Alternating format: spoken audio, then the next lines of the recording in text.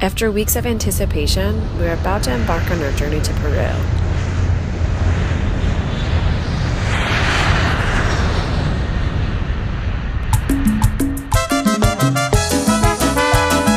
We arrived in Peru, and that was an experience. After going through customs, we exited to meet our guide Grover, along with about 1,000 other people lined along the terminal exit. We made our way to the resident's home under a veil of darkness. This immersion experience was about to begin.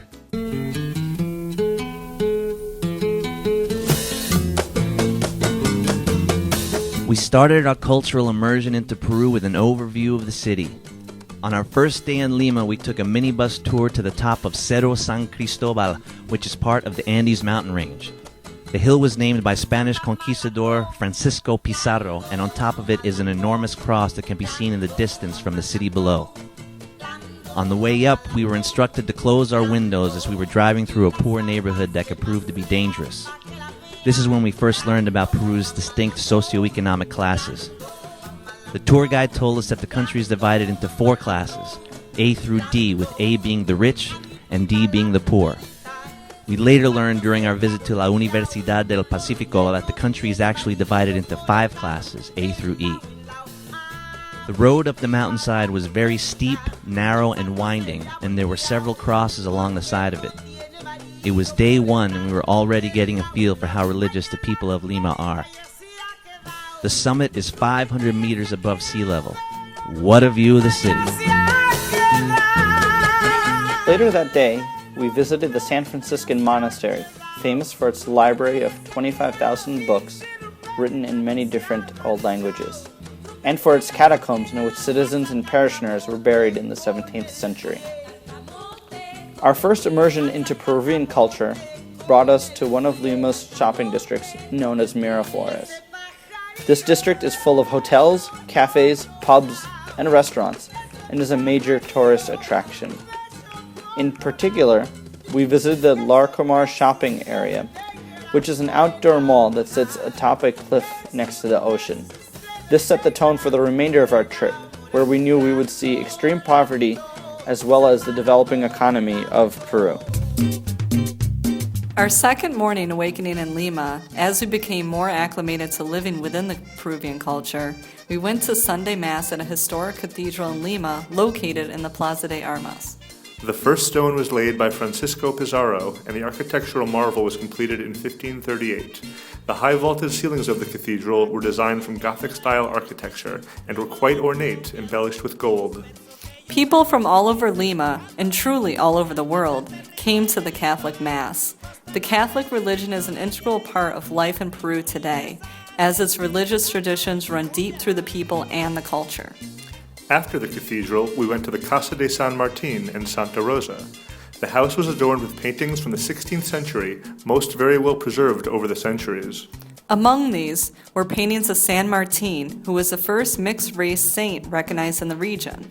San Martin de Porres was shown with a broom in his hand because of his duties as a servant before admission into the church. San Martin and Santa Rosa had been close friends in their holy life in Lima. Another memorable painting was the Peruvian Catholic Church's depiction of the Last Supper. Shown in the painting was a round table occupied by Jesus and his apostles, feasting on a meal of kai, or guinea pig, and other native Peruvian dishes. The last stop of the afternoon was the Museo de Santo Domingo. This is the location where Santa Rosa is buried.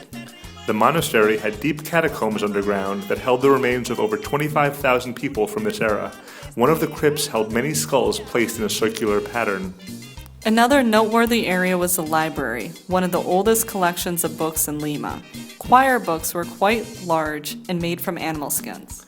The Spanish architecture in the museum was similar to the architecture in southern Spain, which had deep Muslim influence from Africa. This was seen throughout the gardens and the geometric shapes that adorned the ceilings.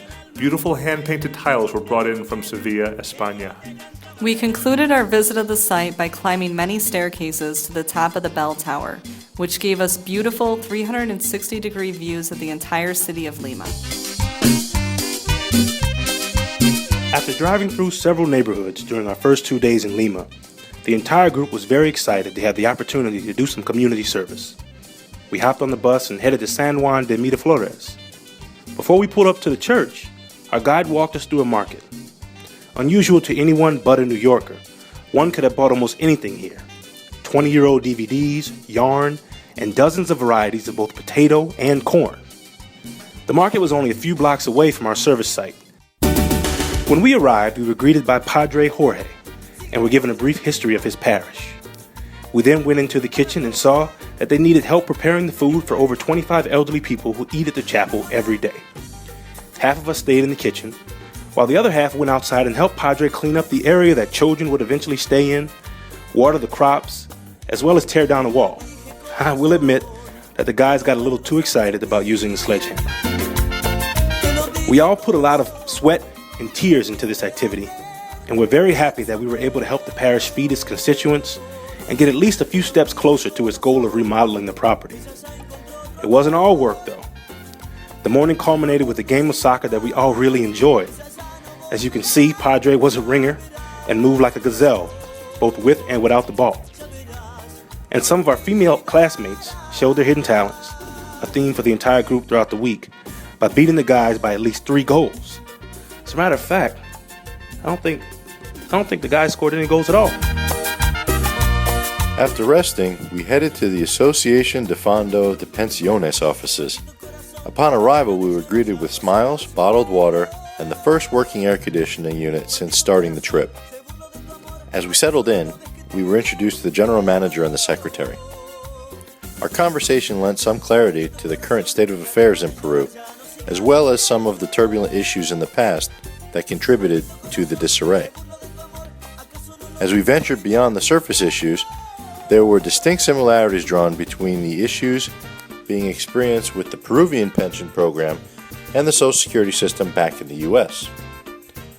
With the growing aging population, the AFP continues to raise awareness to citizens about the necessity of planning for their later years. Day 4 began with a trip to the Museo de la Nación de Lima. Although there were floors devoted to the ancient Peruvian artifacts, the photo exhibition highlighting Peru's very recent terrorism was what caught most of our attention. This photo exhibition, which depicted through poignant photography the perils the country went through, as well as the government struggle with the Maoist guerrilla organization known as the Shining Path. Shining Path's goal was to overthrow the current government by inducing a cultural revolution, which the group hoped would eventually lead to a world of pure communism. The method in which the Shining Path did this was through brutal violence. One of the most surprising parts of learning about all of this was that these violent acts took place in the 1980s and 90s, our generation. The trip to the museum was informative, touching, and eye-opening to a part of the world that many people in the United States do not see. After learning about a part of Peru's recent history, we headed off to start our free day, and naturally, everyone wanted the first stop to be the beach for some relief from the intense Peruvian heat. We settled into a beautiful beach in the Chorrillos neighborhood and took in the sights and swam in the Pacific Ocean. We even got a free show by some of the local dolphins swimming around for us. We really used the time to get to know one another a little bit better while enjoying the sounds of the crashing waves and the cool ocean breeze. We then played a little pickup soccer game, which got us super excited for that night's activity, watching the local team, Alianza Lima, play against a team from Uruguay called Nacional. Getting into the stadium was a very unique experience. It wasn't very orderly, as we are accustomed to in the United States, but rather a dash to the entrance gates for a quick search of our bags and a body pat down. We got to our seats and we could not be more thrilled. We were right around the 50-yard line and about 4 or 5 rows from the front. We felt like we were really part of the game. As the first whistle blew, we were on the edge of our seats. We enjoyed some of the local stadium food and tried to sing along with the crowd. The game ended in victory for Lima, so we were really happy to be a part of the experience. Our 5th day in Lima was marked as a day of service. After spending days learning about Peru's class system, we were able to see the city's poorest district firsthand. Our bus brought us to a Catholic-based charity in Hogar de la Caridad and dropped us off on a street corner where we walked over rotting vegetables, food product, and garbage to get to an orphanage. The street was overwhelmingly foul, but it was clear that this orphanage was a safe haven for many in the community. Inside, we were instructed to assist with serving lunch. The group was split in two, with half feeding teenagers with severe physical and mental handicaps. The other half served lunch buffet style to the more capable adults in another section of the facility. As filming may have upset the patients, the nuns running the organization asked us not to capture these scenes on camera. We respectfully obliged. Finally, we all met on the structure's roof to assist with cleaning laundry for the group. It was clear the activity affected many in our group, as we immediately discussed the hardships we had just faced. It made us acutely aware of our own lives and grateful to be given the opportunity to see the aid being administered to the community. We then traveled to the Jesuit Universidad Ruiz de Montoya to meet Professor Jeffrey Kleiber, a Jesuit originally from Michigan, who has been living in Peru for approximately 40 years. Professor Kleiber gave us a fascinating lecture on the history of Jesuit life in South America and the importance of education to the order. That evening, we visited Brisas del Titicaca, a folklore festival famous in Lima for its bright costumes, lively folk dancing, and exciting musical acts. We were able to watch local and traditional dances, then participate in some of the group dances ourselves. It was a terrific way to end the day. After an amazing night of folklore, the group moved slowly that morning to have a special visit to the Constitutional Tribunal. We were granted such special access due to our host family's daughter, Janet, being a lawyer on staff there. The Constitutional Tribunal can most closely be compared to the Supreme Court in the United States. During our visit, we met with two lawyers who explained a few of the past cases they worked on and showed how the constitutional laws were applied. We were even so lucky as to take a picture as if we were justices ourselves. The Museum of the Inquisition was enlightening about that period in Peruvian history. The ceiling was typical of the architecture at the time, comprised of thousands of pieces of imported Nicaraguan cedar pieced together without any nails or adhesives, just pressure holding them in place. The serious side of the experience portrayed the suffering and anguish that the people experienced at the hands of the Spaniards. Exhibits displayed the delightful accommodations and some of the very many spa services that were enjoyed. We set off to the Universidad del Pacifico. Considered the Harvard Business School of Peru, we were all welcomed by the head of the research department and fellow American. This by far was the best overview of the Peruvian culture that we received. She went into detail about how the population was divided into classes. We also discussed the latest presidential election and what the Peruvian relationship with their government is, as each person is required by law to vote. Our discussion was insightful and thought-provoking. It really helped to put a lot of the pieces together of what we had learned over the previous 5 days. Our day started off with a small journey to the outskirts of the Lima city center. We were told we would be visiting an archaeological dig, but what we saw was way beyond that definition. The Sitio Pachacama was a religious center that was built over 6 centuries ago and before the Inca Empire. Although only 30% of the site has been excavated, we were able to visit the grounds and see how the temples were constructed. We went to the top of the grounds, the Temple of the Sun, where many rituals and sacrifices were performed. The views displayed from the top showed the stark contrast from the monotone desert feel of the archaeological site to the lush green grass and ocean just beyond. That evening was to be our last as a complete group. We had dinner with our host family that night, and like the other meals we had at the house throughout the week, this one was not without Peruvian flair. Immediately following dinner, Yolanda, the woman of the house, gave a heartfelt speech about how happy she and her family were to have welcomed us into their home. Then came the dancing. Yolanda's granddaughter gave us group lessons in how to line dance Peruvian style to a song called Ahí se tu pego. Lots of smiles, lots of laughs. Group photos were taken. It was a bittersweet evening as our time in Lima was drawing to a close.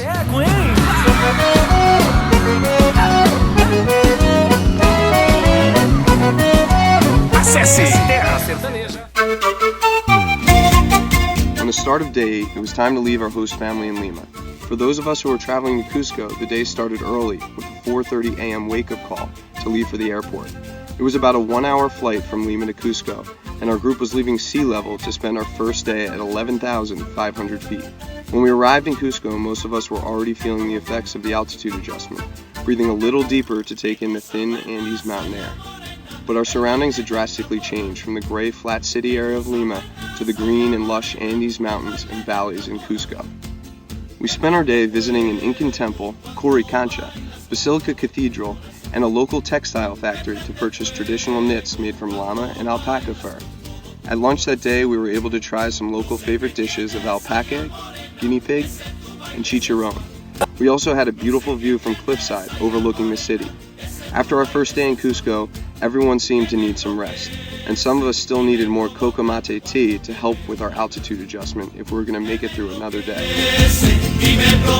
We started our tour around the Cusco area by visiting the sacred valley of the Incas. We visited Sacsayhuaman, which is located on the hills above Cusco. A popular myth is that the city of Cusco was developed in the shape of a puma. We continued to travel in the sacred valley by visiting Coya, Lamia, and Calca.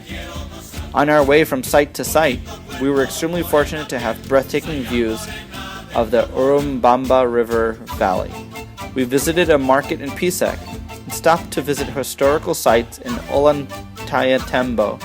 These stops gave us an insight into how the indigenous population trades today, and to understand the fundamental concepts of how Incas lived in historical times. In order to visit the Machu Picchu sites, we had to take a train from Cusco to Aguas Calientes. The train was very different from a typical Metro North train in that it felt a bit more like an airline, and it was quite a pleasant experience. Aside from the excellent service, the views were breathtaking. Upon arriving in Aguas Calientes, we settled into our hotel rooms and prepared for the amazing day to come.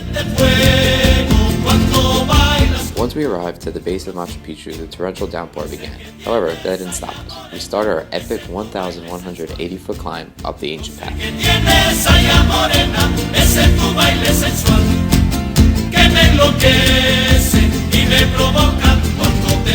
Huayna Picchu is about 8,900 feet above sea level.